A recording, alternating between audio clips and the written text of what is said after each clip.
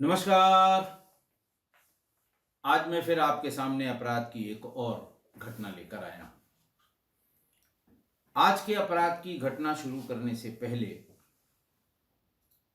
मैं अंतर्राष्ट्रीय पुस्तक मेला प्रगति मैदान नई दिल्ली में 18 तारीख को राजकमल प्रकाशन के बुलावे पर अपनी पुस्तक वर्चस्व पर परिचर्चा के लिए गया था। मैंने बताया भी था, मैंने इसके पोस्टर्स भी कम्युनिटी पर डाले थे और परिचर्चा हुई वहां शम्स ताहिर खान से। आज क्राइम तक में वो पूरी परिचर्चा का लिंक पड़ा हुआ है, आप देख सकते हैं। और मैं भी उसकी परिचर्चा को अपनी किस्सा गोई के लिंक में डालूंगा।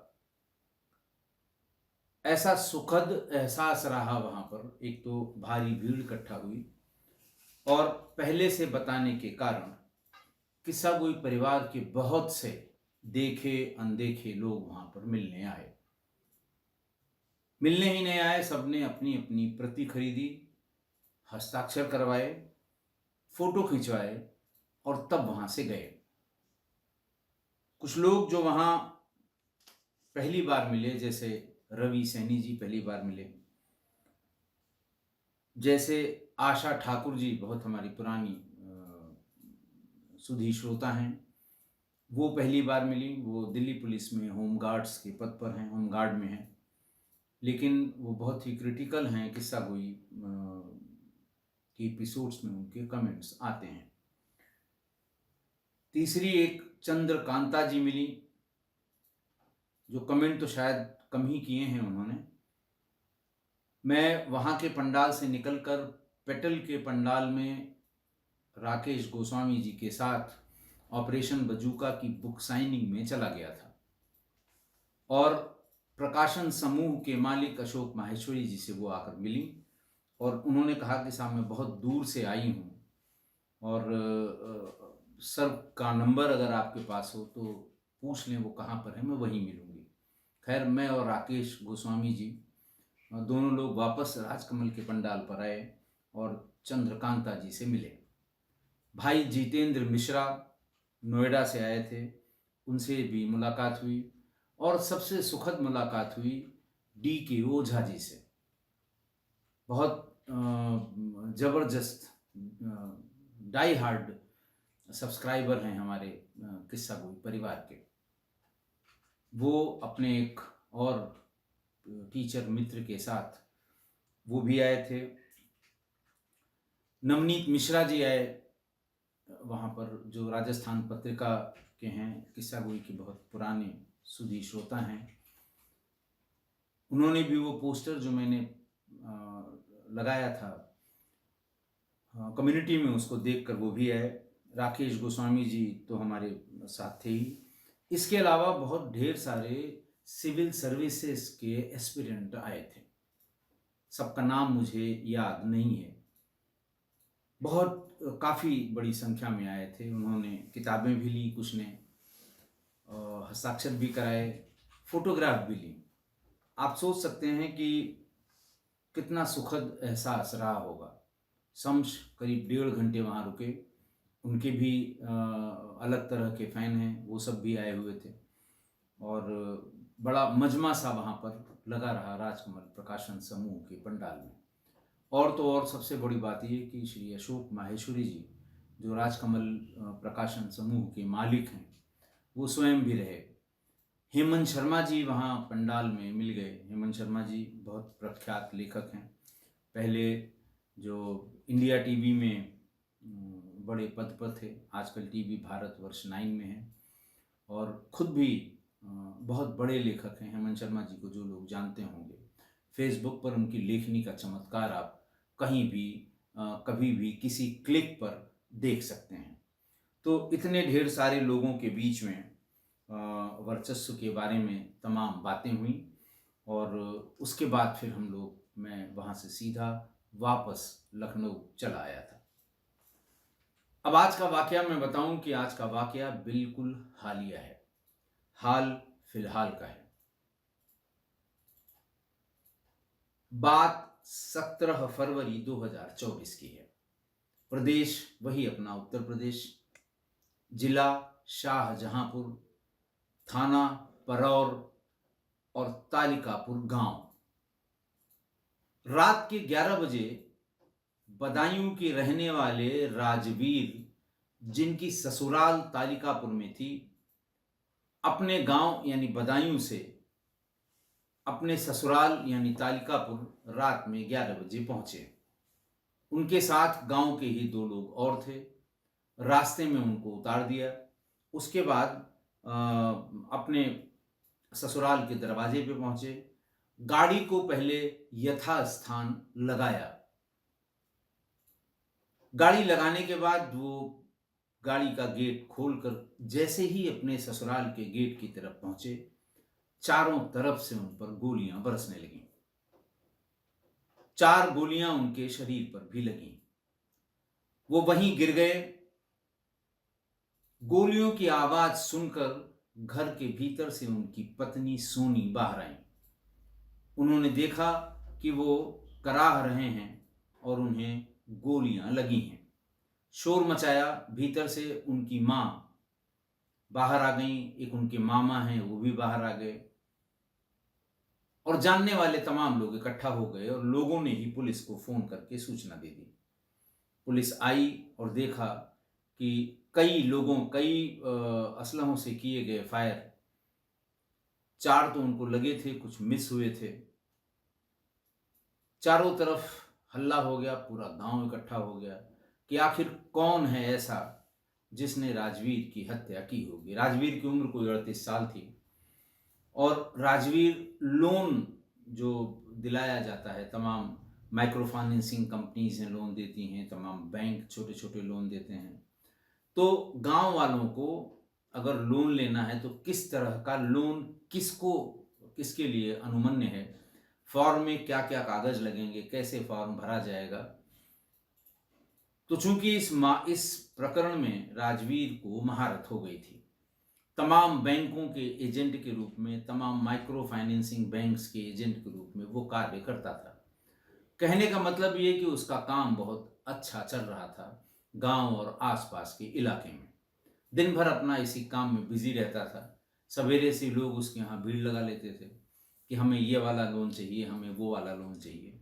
उनके कागज पत्र की फॉर्मेलिटीज पूरी करा के अपने साथ ले जाके संबंधित जगह जहाँ से लोन सैंक्शन होता है वहाँ जाना, बैंक के अधिकारियों से या माइक्रो फाइनेंसिंग बैंकिंग के कर्मचारियों से बातचीत करके उनके लोन को प्रोसेस कराना और उसका जो कमीशन उसका होता है वो काम किया करता था। पुलिस ने अंदाज लगाया कि शायद इसी लोन के लेन देन में, पैसे के लेन देन में यह हत्या हुई होगी।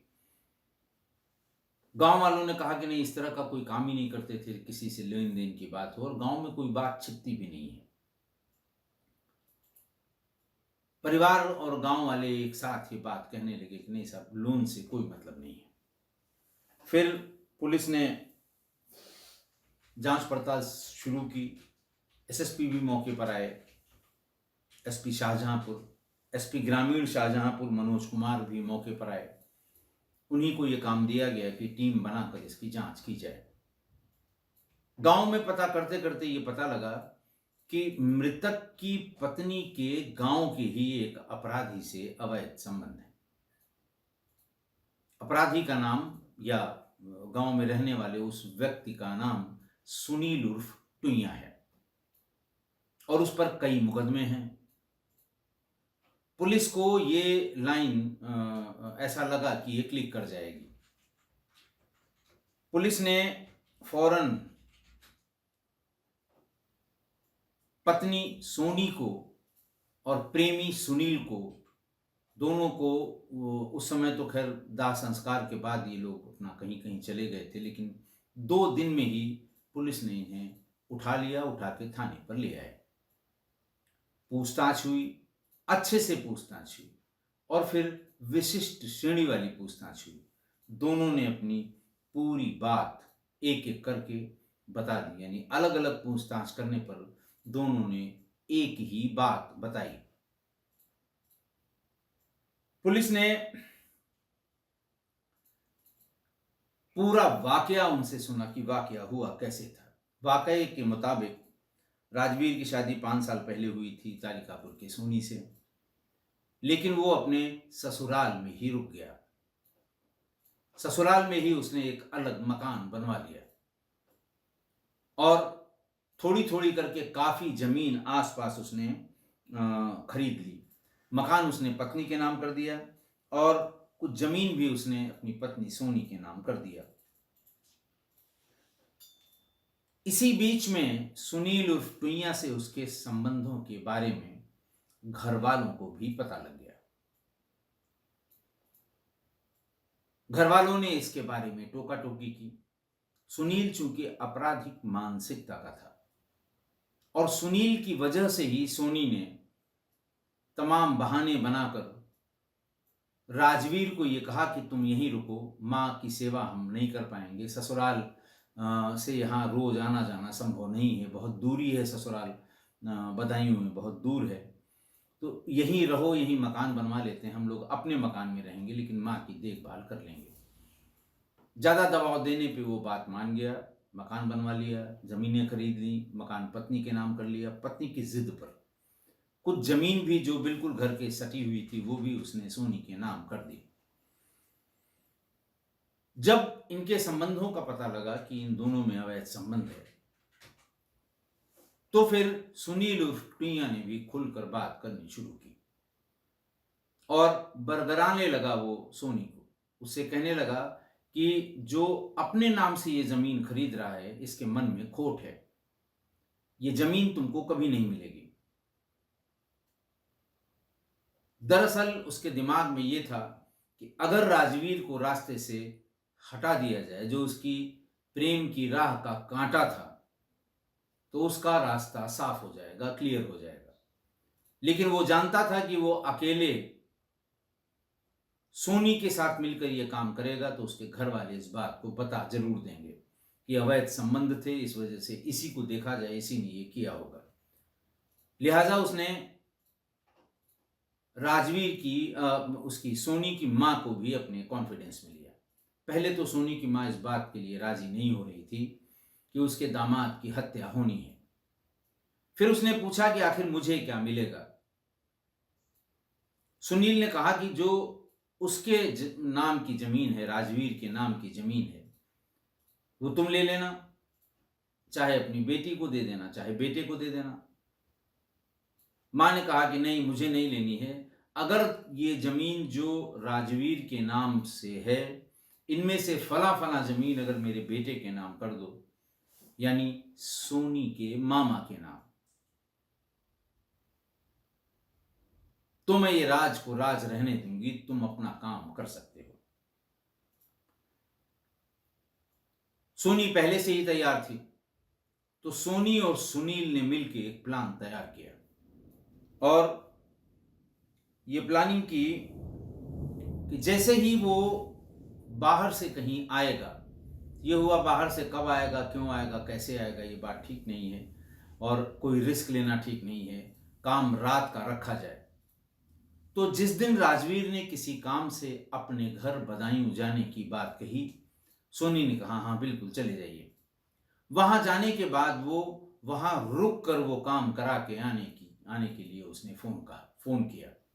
सोनी ने कहा बिल्कुल नहीं, यहाँ का कुछ काम या अर्जेंसी बता के कहा कि फौरन चल दो और घर पहुंचो।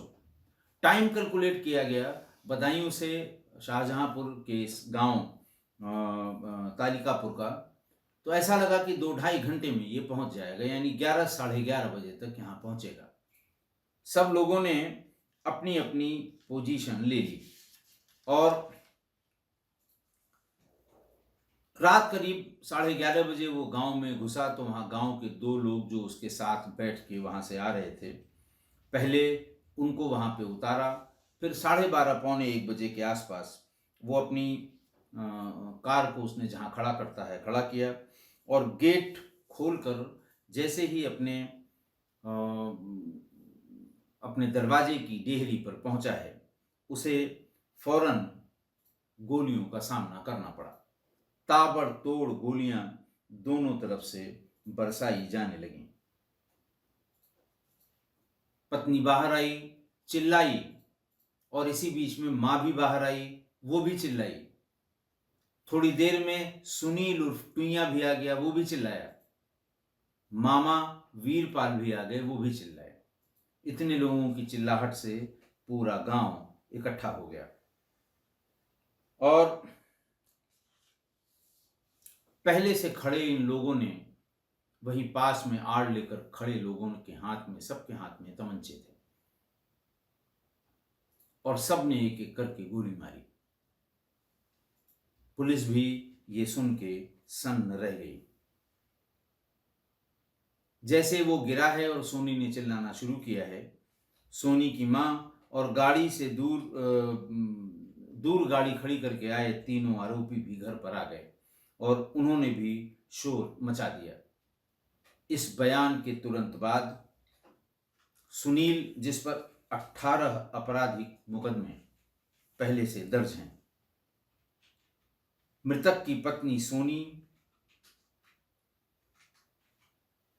उसकी मां चंद्रावती, उसका भाई सुनील कुमार और मामा वीरपाल,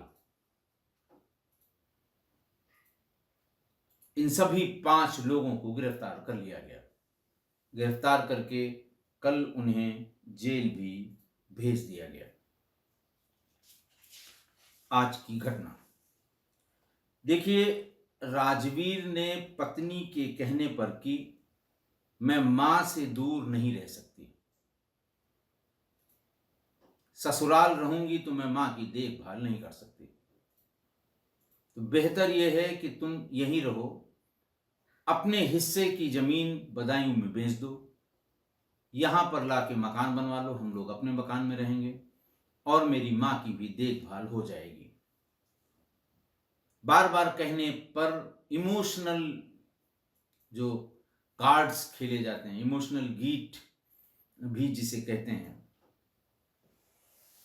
इस पर राजी हो गया। पहले तो नानू कर की, लेकिन राजवीर राजी हो गया कि ठीक है। उसका काम भी वहां पर धीरे धीरे ठीक चलने लगा था। शुरुआत में वो ससुराल में ही रहा। 4, 6, 8 महीने बाद उसने अपना एक जमीन ली और मकान बनवाना शुरू कर दिया और उसकी पत्नी यही कहती रही कि बस बस मकान बनवा लो, हम लोग अपने मकान में रहेंगे, क्योंकि वो बार बार कहता था कि ससुराल में रहने पर लोग ताने बहुत देंगे, घर जमाई हो गया है, ये हो गया है, वो हो गया है। वो बार बार यही कहती थी, नहीं बस जल्दी बनवा लो, हम लोग शिफ्ट हो जाएंगे, और किया भी वही। लोगों के यहाँ लोन की लिखा पढ़ी, लोगों को लोन दिलाने की लिखा पढ़ी करने का और माइक्रो फाइनेंसिंग एजेंसीज का काम करने वाला राजवीर, उसकी बड़ी अच्छी साख इलाके में इस्टेब्लिश हो गई थी और उसका काम चल निकला था। मकान भी बनवा लिया उसने और मकान को पत्नी के नाम कर दिया। पत्नी इमोशनली उससे हमेशा इस चक्कर में रहती थी कि ये छटक के जाने ना पाए। पत्नी के नाम कर दिया। धीरे धीरे जो पैसे मिलते गए, सस्ती जमीनें थी, देहात का परेरा, बहुत एकदम देहात का, दूर देहात का इलाका है, वहाँ छोटी छोटी जमीनें वो खरीदने लगा। जो पास की जमीनें थी वो जिद करने पर उसकी पत्नी के नाम उसने कर दी। बाकी जमीनें वो खुद अपने नाम से लेने लगा। पत्नी ने इस पर भी आपत्ति की कि भाई तुम अपने नाम से क्यों ले रहे हो, ससुराल में रह रहे हो, यहाँ के लोग तुम्हारी मदद कर रहे हैं, यहीं के लोगों का पैसा तुम कमीशन में ले रहे हो, ये सब मेरे नाम कर दो। इस पर राजवीर ने बताया कि देखो, ये हमारे इस्तेमाल की ज़मीनें नहीं हैं, ज़मीनों का रेट जब बढ़ेगा तो इसे बेचना है, बेचने में रजिस्ट्री कराने के लिए अगर ये तुम्हारे नाम रहेगी तो या तहसील में जाना होगा या जिला हेडक्वार्टर में जाना होगा, वहाँ भीड़ बहुत होती है, लोग तरह तरह के हैं, क्या बातें करेंगे, तुम्हें कैसे देखेंगे, ये मुझसे बर्दाश्त नहीं होगा। इस बात पर वो मन महसूस कर रह गई। इसका कोई उत्तर उसके पास नहीं था। दरअसल सोनी ने ये सब राजवीर से प्रेम की वजह से नहीं किया था, बल्कि अपने प्रेमी के पास रहने के लिए राजवीर को इमोशनली ब्लैकमेल करती रही और अपने मायके में रहने के लिए उसे मजबूर कर दिया और इस बात के लिए भी मजबूर किया कि वो अपने घर, राजवीर अपने घर बदायूं नहीं जाएगा, क्योंकि वो जानती थी कि अगर उसे बदायूं जाके अपने ससुराल में रहना पड़ा तो उसका प्रेमी सुनील उर्फ टुईया वहां नहीं आ सकता है। घना गांव है वहां पर और आने जाने पर लोगों की नजर रहती है। बहुत देर तक वहां रुकने पर लोग सवाल खड़े करने लगेंगे और ससुराल भी बड़ा है, लोग वहां इस बात को अलाउ करें न करें। वैसे भी दूरी के कारण टुईया वहां पर रोज रोज नहीं जा पाएगा। सारा ताना बाना इसके लिए सोनी ने रचा था कि यहीं रहो, हमको माँ की देखभाल करनी है, यहीं जमीन खरीदो, मेरे नाम कर दो, मकान बनवा लो, उसी में शिफ्ट कर जाओ, मकान भी मेरे नाम कर दो। अपराधी सुनील इस पूरी प्रोसेस में वो देखता गया कि तमाम इसकी प्रॉपर्टी बन गई है, कुछ इसके नाम भी हो गई है। अगर राजवीर को उस रास्ते से हटा दिया जाए तो मैं आराम से राजवीर के 2 बच्चे भी थे, मैं आराम से उस घर में रहूंगा और सारी प्रॉपर्टी का मालिक रहूंगा और इसके साथ भी रह लूंगा, सोनी के साथ भी। वो कोई न कोई बहाना ढूंढ रहा था कि कैसे राजवीर को रास्ते से हटाया जाए। सुनील सोनी के कान भरता रहा कि राजवीर अपने नाम क्यों जमीनें लिखवा रहा है। इसके पीछे कोई न कोई कारण है, कोई न कोई महिला जरूर है उसकी लाइफ में जो बाद में ये जमीनें उसके नाम कर देगा और तुम्हें कुछ नहीं मिलेगा, क्योंकि बाकी किसी के नाम कोई भाई यहाँ आके उसका रहेगा नहीं, इसकी अपनी प्रॉपर्टी बदायूं में है। तो जब यहाँ रह रहा है, वारिस 2 तुम्हारे पास ऑलरेडी हैं, तुम हो, उनके नाम इसे ज़मीन खरीदनी चाहिए। क्यों अपने नाम ये ज़मीन खरीद रहा है, ये किसी दूसरे के नाम करेगा, ये उसको भरता रहा। जब उसको लगा कि सोनी बहुत ज़्यादा तवज्जो इस पर नहीं दे रही है तो उसकी माँ से बात की कि बिटिया को समझाओ, इसकी समझ में नहीं आ रहा है, अपनी ज़िंदगी अपने हाथ से खराब कर रही है। बिटिया से कहो कि वो राजवीर से कहे कि सारी ज़मीन हमको अभी रजिस्ट्री करो, मेरे नाम करो। माँ को उसने ये समझाया कि अगर राजवीर को नहीं मानता है तो उसको राजवीर को रास्ते से हटा देंगे। पहले माँ इस बात पर तैयार नहीं हुई, यानी सास। उसने पूछा मुझे क्या फायदा होगा। फिर इस बात पर तैयार हुई कि राजवीर के नाम की जो जमीन है वो मेरे भाई के नाम अगर करा दो तो मैं ये बात किसी से नहीं कहूँगी और मैं खुद भी अपनी बेटी से बात करूँगी कि वो तुम्हारा साथ दे। ये बात सुनते ही सुनील और टुईया बिल्कुल राजी हो गया कि ठीक है, उसको रास्ते से हटाते हैं, उसकी ज़मीन वीरपाल यानी लड़की के मामा के नाम करा देंगे और हम इसको अपने साथ रखेंगे, सोनी को पत्नी की तरह शादी कर लेंगे, सबका काम चलता रहेगा। ये बात तय हो गई। सोनी की माँ, सोनी के मामा और सुनील उर्फ टुईया ने ये बात तय कर दी कि हम इसको अपने रास्ते से हटाएंगे। प्लान बनाया गया कि ऐसे दिन, जिस दिन ये वापस लौट कर रात में 12, साढ़े 12, 1 बजे आता है, उसी दिन हम लोग इसको मार देंगे और हम ही लोग मिलकर हल्ला करेंगे, मार दिया, मार दिया, मार दिया। बात एकदम तय हो गई। जिस दिन हत्या हुई 17 तारीख को, 17 फरवरी को, उस दिन वो अपने घर बदायूं गया हुआ था और रात में अचानक एक इमरजेंसी बताकर उसको बुलाया गया। जैसे ही वो घर के दरवाजे पर पहुंचा, कई गोलियां मारकर उसकी हत्या कर दी गई। अब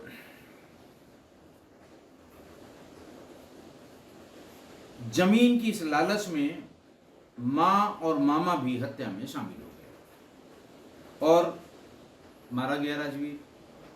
तो प्रेमी का साथ और दौलत का मोह, ये सारे रिश्तों पर भारी पड़ा और बेचारा राजवीर बेमौत मारा गया। सोनी ने राजवीर को इमोशनली बहकाया और इमोशनली बहका बहका कर अपनी सारी बातें मनवा ली, और राजवीर इन इमोशनल बातों के पीछे का कारण समझ नहीं पाया कि क्यों इस तरह की बातें मुझसे मनवाई जा रही हैं। इसलिए इमोशनल कार्ड्स खेले जाने के पीछे की वजह जरूर टटोल लें। ऐसी बात जो यूजुअल नहीं है, जैसे तुम अपनी ससुराल में ही रहो, यहीं मकान बनवाओ, यहीं ज़मीन लो, यहीं अलग मकान में हम लोग रहेंगे। राजवीर को इसके पीछे के कारण को समझने की ज़रूरत थी कि शादी होने के बाद भी मायका क्यों नहीं छोड़ना चाह रही है,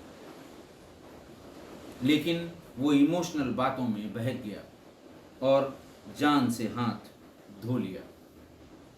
इसलिए इस तरह की अनयूजुअल बातें आपको जो इमोशनल कार्ड्स पर आपसे कही जाती हैं करने के लिए, उसके पीछे के कारण को जरूर टटोल लें, वरना वही होगा जो राजवीर के साथ हुआ है। आशा है आप मेरी इस बात से सहमत होंगे। आज के लिए इतना ही। बहुत बहुत धन्यवाद।